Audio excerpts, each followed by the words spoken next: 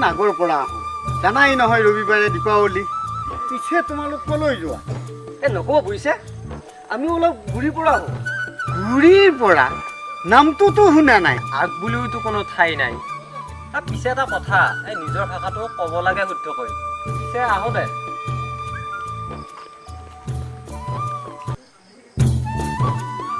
সি বাৰু মোকেই ঠাট্টা কৰিলে নেকি বাৰু যা নহওক দোকানৰ পৰা আহোঁ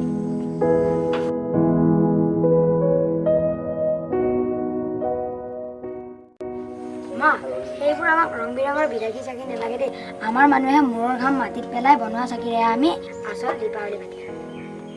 হয় নেকি বাবু হ'ব দিয়া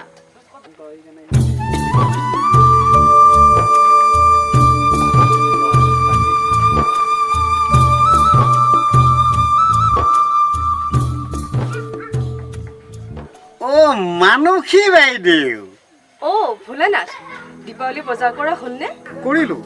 মই পিছে ৰংচঙীয়া চাকিহে ল'লোঁ আমাৰ পিছে এওঁ এইবোৰেৰেহে ঘৰ সজাই ভাল পায় উপায় নাই বুজিছে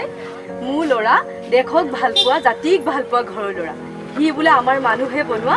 মাটিৰ চাকিৰেহে দীপাৱলী উদযাপন কৰিব মা ব'লা না ব'লা ব'লা আহিছোঁ দিয়ক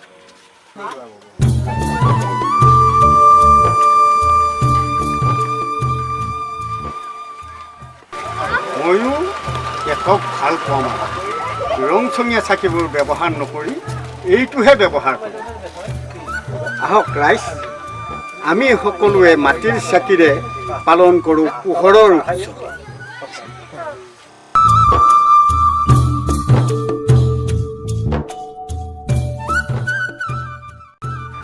নমস্কাৰ এয়াহে প্ৰকৃত অসমীয়া